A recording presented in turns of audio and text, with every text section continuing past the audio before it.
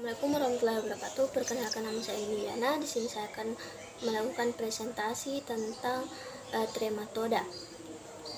Nah, adapun definisi dari trematoda itu sendiri yaitu termasuk cacing filum Platyhelminths dan hidup sebagai parasit. Nah, pada umumnya cacing ini bersifat hermafrodit kecuali sitoplasma. Kemudian spesies yang merupakan parasit pada umumnya pada manusia termasuk subkelas Dionaea. Nah, yang hidup sebagai endoparasit. Nah, adapun hospes definitif yang berperan dalam penyebaran penyakit trematoda ini yaitu kucing, anjing, kambing, sapi, tikus, burung, musang, harimau, dan juga manusia. Adapun jenis-jenisnya yaitu yang pertama adalah Vacuola hepatica, di mana Vacuola hepatica ini dapat menyebabkan penyakit fascioliasis dan hospesnya itu hospes definitifnya itu manusia, sapi, dan juga kambing. Adapun perantaranya yaitu keong atau siput air tawar dari genus Limnea. Kemudian juga tumbuhan air. Adapun cara infeksinya yaitu memakan tanaman yang mengandung Metacercaria. Morfologi dari cacing dewasanya yaitu berukuran 20-30 mikrometer dan lebarnya antara 8-13 mm. Kemudian bentuknya pipih seperti daun yang mempunyai tonjolan khas di daerah anterior sehingga memberi gambaran seperti bahu. Kemudian terdapat dua jenis alat isap yaitu oral sugar dan veteran sugar yang sama ukurannya. Kemudian pada usus mempunyai usus yang mempunyai cabang lateral yang mencapai ujung distal dari sekum. Kemudian alat reproduksinya, ovarium dan testisnya bercabang sedangkan uterusnya melingkar. Kemudian vitellerianya, adanya percabangan yang intensif dan tersebar luas di seluruh jaringan pankreas cacing. Kemudian telurnya berbentuk ovoid atau bulat lonjong, kemudian berwarna coklat kekuningan, mempunyai operculum di salah satu ujungnya dan panjang antara 130 sampai 150 mikron dan lebarnya 63 sampai 90 mikron. Adapun siklus hidupnya yaitu yang pertama telur dikeluarkan melalui feses, kemudian telur berkembang di dalam air, selanjutnya telur menetas dan berkembang menjadi miracidium, kemudian masuk ke dalam tubuh siput dan dalam tubuh siput akan berkembang dari sporosis kemudian menjadi radia, kemudian akan menjadi serkaria, dan serkaria akan keluar dan bebas berenang dan menempel di tanaman air. Kemudian metaserkaria yang terdapat pada tanaman air akan masuk ke dalam tubuh manusia dan juga domba ataupun sapi. Kemudian selanjutnya cacing masuk ke dalam usus, kemudian cacing dewasa akan masuk ke hati melalui saluran empedu. Selanjutnya itu aspek klinis. Cacing dewasa dapat menyebabkan peradangan pada saluran empedu, menimbulkan atrof pada pankreas hati dan kemudian dapat menjadi sirosis periportal. Dan juga kemudian cacing muda akan mengadakan migrasi ke hati yang dapat menimbulkan lesi ektopik dan di dinding usus, jantung, bola mata, paru-paru, dan juga jaringan di bawah kulit. Adapun diagnosisnya yaitu terjadi infeksi Vacuola hepatica. Nah, harus dilakukan pemeriksaan tinja dan empedu penderita untuk menentukan telur cacing yang khas bentuknya. Nah, kemudian pemeriksaan serologi, misalnya uji fiksasi komplain atau tes interdermal dapat dilakukan untuk membantu menegakkan diagnosis fasciolasis hepatica. Selanjutnya itu fasciola buxi, itu merupakan cacing trematoda yang terbesar ukurannya sehingga sering disebut sebagai cacing trematoda usus raksasa, yang dapat menyebabkan penyakit fosilopsiasis, dan juga adapun hospes definitifnya yaitu manusia, anjing, dan juga babi.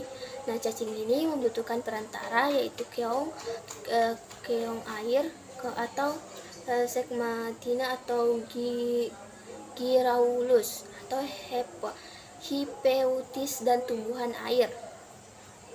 Adapun cara infeksinya yaitu dengan makan tumbuhan air mengandung metacarcaria. Kemudian morfologi cacing, yaitu cacing dewasanya berbentuk seperti daun dengan ukuran panjang badan antara 20-70 mm dan lebar badan antara 8-20 mm. Kemudian astebulum, yaitu ukuran organ ini lebih besar daripada ukuran oral sukar. Kemudian bagian kepala tidak mempunyai kerucut kepala atau kephalikon. Kemudian pada usus dan juga alat pencernaan itu terdapat prefaring pendek, di mana prefaring yang berbentuk bola, dan osofagus yang pendek diikuti oleh sepasang sekum yang tidak bercabang. Kemudian pada alat reproduksinya itu terdapat 2 buah testis yang bercabang dan tersusun dari separuh badan bagian posterior. Kemudian ovariumnya tidak bercabang dan terletak di pertengahan tubuh, dan juga memiliki organ vitellaria yang terletak di sebelah lateral sekum yang tersebar melalui dari ujung anterior setinggi sentral sukar sampai ke ujung posterior tubuh cacing. Kemudian bentuk uterusnya itu melingkar menuju ke arah batas anterior ventral sukar dan berakhir pada atrium gential. Dan adapun telurnya yaitu mempunyai ukuran panjangnya itu 130-140 mikron dan lebarnya 80-95 mikron. Memiliki dinding tipis teumusinar dan serta mempunyai operkulum kecil pada salah satu ujungnya. Nah, terus telur berbentuk lonjong dan juga berwarna kekuningan. Kemudian cacing betina dapat memproduksi sekitar 28.000 butir telur setiap harinya. Kemudian pada siklus hidup, yang pertama itu dari tinja, telur yang tidak berembrio, kemudian berkembang di air menjadi butir telur yang berembrio. Kemudian mirakidia menetas dan menembus siput. Dan selanjutnya itu kemudian mirakidia akan berkembang di siput hingga menjadi metaserkania, di mana setelah itu manusia akan menelan krustacea yang kurang matang atau diasamkan yang mengandung metaserkaria. Dan kemudian cacing dewasa akan masuk di rongga kistik di paru-paru dan bertelur yang dikeluarkan melalui dahak. Nah, bergantian dengan telur yang ditelan jet dan dikeluarkan bersama tinja. Adapun gejala klinisnya yaitu terjadi apabila cacing meletakkan diri pada mukosa usus halus yang dapat menimbulkan peradangan, kemudian ulserasi dan abses, sehingga menimbulkan keluhan nyeri, epigastrium, mual, dan juga diare. Dan juga warna tinja akan menjadi warna hijau kuning, bau busuk, dan juga berisi makanan yang tidak dicerna. Kemudian jika infeksi yang berat oleh parasit ini, penderita akan mengalami anemia, edema, asites, dan anasarka, dan juga kadang-kadang dapat terjadi obstruksi usus atau juga pemeriksaan darah yang menunjukkan gambaran eosinofil sampai 35%. Adapun diagnosis untuk menegakkannya yaitu harus dilakukan pemeriksaan tinja untuk melakukan untuk menemukan telur cacing. Nah, selain itu mungkin dapat dijumpai di cacing dewasa pada muntahan atau di dalam tinja penderita. Kemudian yang selanjutnya yaitu Paragonimus westergani, di mana Paragonimus westergani juga dikenal dengan nama Oriental fluke, di mana cacing ini dapat menimbulkan penyakit fasiolosiasis, dan juga adapun hospes definitifnya yaitu manusia, kucing, anjing, harimau, dan juga serigala dan lain-lain. Ada perantaranya yaitu keong air tawar dan juga ketam dan juga udang air tawar. Adapun cara infeksinya yaitu ketika kita memakan ketam atau udang mengandung metakarya dan dimasak kurang matang. Adapun morfologinya yaitu yang pertama ada telur akan berbentuk lonjong atau ovodial berwarna coklat kemerahan dengan panjang badan sekitar 16 mm kali 8 mm dan ketebalan 5 mm. Nah, pada waktu hidup cacing paru berbentuk seperti sendok, sedangkan jika telah mati berbentuk menjadi bulat lonjong mirip biji kopi.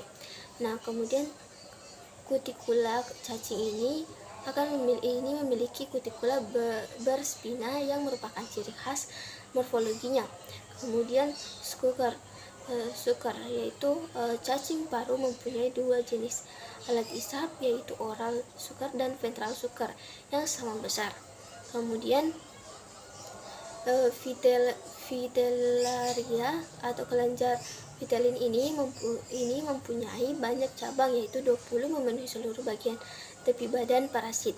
Dan juga yang tidak kalah pentingnya yaitu alat reproduksi, yaitu terdapat 2 buah testis berlobus yang tidak teratur bentuknya, yang terletak berdampingan pada sepertiga tubuh bagian superior. Kemudian pada ovarium terletak di bagian anterior dari testis dan berada di bagian posterior dari ventral sucker. Nah, kemudian ovarium juga memiliki lobus-lobus. Kemudian pada telur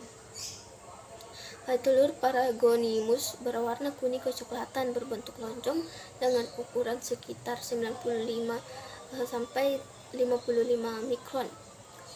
Kemudian telur ini mempunyai operkulum datar yang menebal tepinya, dan ketika baru keluar dari tubuh induknya, telur akan berisi Nisaridium. Adapun siklus hidupnya yaitu yang pertama telur dari tinja telur yang tidak berembrio, kemudian berkembang di air menjadi telur berembrio. Selanjutnya yaitu Miracidia akan menetas dan menembus siput, kemudian berkembang di dalam siput hingga menjadi metacercania. Kemudian manusia dapat menelan Crustaceae yang kurang matang atau diasamkan yang mengandung metacercaria. Kemudian cacing dewasa di rongga kistik di paru-paru bertelur yang dikeluarkan melalui dahak. Nah, bergantian telur yang ditelan akan dikeluarkan bersama tinja. Kemudian aspek klinis, di mana aspek klinisnya yaitu manifestasi klinis utama berbentuk berupa batuk, kemudian kadang-kadang disertai hemoptisis dan juga gejalanya mirip pulmonary tuberculosis, sehingga terjadi misdiagnosis dengan tuberkulosis paru. Adapun diagnosisnya yaitu paragonimiasis, harus ditemukan telur cacing dalam dahak atau tinja penderita. Mungkin telur cacing juga dapat ditemukan pada hasil aspirasi pleura. Nah, selanjutnya yaitu sitoplasma ESP atau sitoplasma adalah trematoda yang sistem reproduksinya tidak hermafrodit, di mana tiga spesies schistosoma yang menimbulkan masalah kesehatan pada manusia, yakni ada Cytostoma japonicum, kemudian Cytostoma mansoni, dan juga Cytostoma haematobium. Yang pertama yaitu Cytostoma japonicum, di mana penyebarannya di timur jauh atau di Cina, kemudian Filipina dan juga Indonesia itu berada di Sulawesi Tengah. Kemudian tepatnya itu di Danau Lindu dan Lembah Napu. Adapun penyakit yang ditimbulkan yaitu Cytosomiasis japonicum atau Oriental Cytosomiasis. Adapun hospes definitifnya yaitu manusia, kucing, anjing, dan juga adapun perantaranya itu keong oncomelania. Adapun cara infeksinya yaitu di mana penetrasi kulit oleh Cercaria. Adapun morfologinya yaitu cacing dewasa ditemukan dalam vena porta dan juga vena mesenterica superior dengan sistem ekskresi berupa sel api. Kemudian dengan beserta dengan saluran-salurannya. Kemudian pada jantan tubuhnya lebih besar daripada betina dan bentuknya seperti daun terlipat dengan bagian kaudal dari ventricle sucker membentuk celah. Nah, adapun testisnya itu berbentuk bulat dengan jumlah 6-8 buah. Kemudian kutikula halus, tidak ada benjolan-benjolan. Kemudian pada betina tubuhnya itu langsing, panjangnya itu 1,9 cm dengan akvarium di tengah tubuh di mana uterus berisi telur. Kemudian yang kedua yaitu telur Cytosoma japonicum, di mana telurnya berbentuk oval berukuran 97 mikrometer dikali 50 mikrometer, mempunyai sapina telur berupa lateral knob. Kemudian yang kedua yaitu Cytosoma mansoni, dimana biasa disebut juga dengan Cytostoma americanus atau karena banyak ditemukan di Afrika dan juga Amerika Selatan. Adapun penyakit yang ditimbulkan yaitu Cytostomiasis mansoni atau Cytostomiasis usus.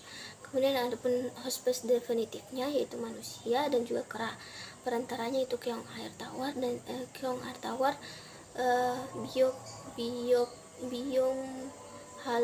biom halaria. Kemudian cara infeksinya yaitu penetrasi kulit oleh Cercaria. Adapun morfologinya yaitu cacing dewasa ditemukan dalam vena mesenteria di daerah usus besar, segmen distal ileum, dan juga kadang-kadang telur dapat didapatkan dalam vena intrahepatik. Kemudian jantannya tubuhnya itu lebar, kemudian panjangnya 1 cm, kemudian kutikula ada tonjolan-tonjolan kasar, dan testis jumlahnya itu 8-9 buah. Kemudian pada betinanya tubuhnya langsing, panjang atau flariform, kemudian ukurannya itu 1,4 cm. Kemudian ovarium terletak di pertengahan tubuh bagian anterior, di mana di dalam uterus terdapat telur. Cacing betina sering terdapat di dalam celah atau di kanalis gynoporus. Kemudian pada telurnya yaitu berbentuk oval berukuran 114 sampai 175 mikrometer kali 45 sampai 60 mikrometer, yang mempunyai sapina telur lateral dan berwarna coklat kekuningan. Kemudian yang ketiga yaitu ada cis hematobium, dimana biasa disebut juga dengan vesical blood fluke karena habitat pada pembuluh darah vena di vesicurinaria dan juga plecus venosus di daerah pelvis. Penyebarannya itu di Afrika dan juga Timur Tengah. Adapun penyakit yang ditimbulkan yaitu sitostomiasis hematobium. Kemudian hospes definitifnya itu manusia. Nah, cara infeksinya itu penularan kulit oleh Carcania. Adapun morfologinya itu pada jantan, cacing jantan berukuran 10 sampai 15. Kemudian lebarnya itu 0,8 sampai 1 mikrometer. Kemudian kutikulanya diliputi bintil-bintil halus dengan jumlah testis 4 sampai 5 buah. Kemudian pada betina, cacing betina berukuran 20 mm. Kemudian ovarium berada di pertengahan tubuh bagian posterior. Kemudian pada telurnya berukuran 112 sampai 179 mikrometer dan juga lebarnya itu 40 sampai 70 mikrometer dan juga mempunyai spina terminalis. Kemudian siklus hidupnya itu yang pertama, telur yang dikeluarkan dari manusia yang terinfeksi melalui tinja dan juga urin. Kemudian telur menetas dan melepaskan miracidia dan juga miracidia akan menembus jaringan siput. Dan kemudian sporokista berkembang pada siput atau generasi berturut-turut.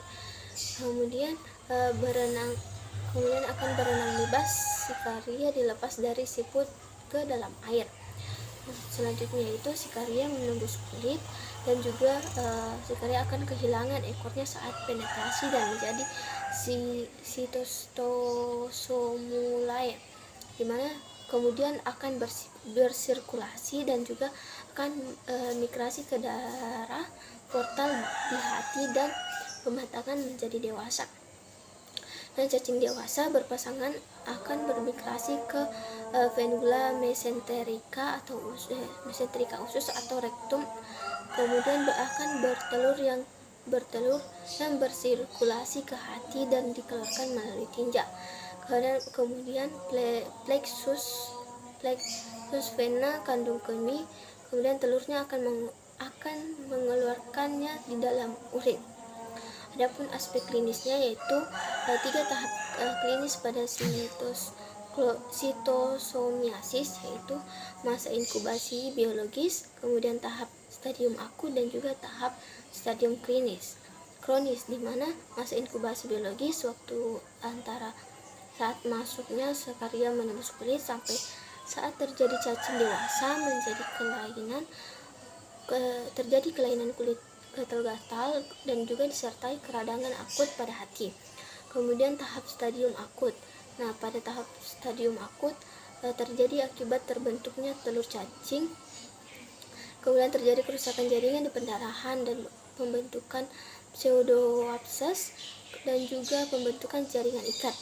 Kemudian stadium kronik atau stadium akhir, yaitu pada tahap stadium kronik terjadi proses penyembuhan jaringan dan pembentukan jaringan brosies disertai pengecilan hati akibat telah terjadi sirosis atau terjadinya pembesaran limpa, asites dan juga terus dapat terjadi hipertensi permotal portal. Kemudian adapun diagnosisnya yaitu skitosomiasis ditentukan jika ditemukan telur sitostoma yang spesifik bentuknya, kemudian dibagi masing-masing spesies pada tinja atau urin penderita. Nah, pada hasil biopsi kandung kemih atau biopsi rektum, telur sitostoma hemobitum dapat ditentukan di dalam urin penderita atau pada hasil biopsi kandung kemih, sedangkan telur sitostoma japanicum dan telur sitostoma mansoni dapat ditemukan di dalam tinja atau hasil dari biopsi rektum. Nah, pun perbedaan dari sitostoma yaitu pada jantannya berukuran 10-15 mikrometer, kemudian betinanya 20 mikrometer. Kemudian tuberkel kulitnya itu halus, testisnya berjumlah 4-5 buah. Kemudian ovariumnya di pertengahan tubuh bagian posterior. Kemudian spina telurnya terminal. Kemudian pada Steatostoma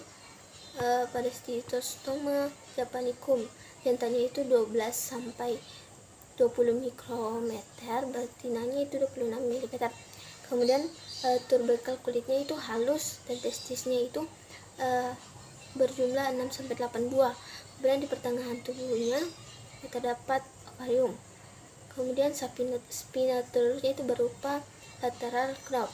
Kemudian Steatostoma mansoni yaitu jantannya berukuran 6-12 mm, kemudian betinanya 7,2-17 mm. Kemudian tuberkel kulitnya itu kasar, testisnya 8-9 buah, dan juga ovarium di pertengahan tubuh bagian anterior. Nah, spina telurnya itu lateral. Itulah presentasi dari saya, kurang lebihnya mohon dimaafkan. Wassalamualaikum warahmatullahi wabarakatuh.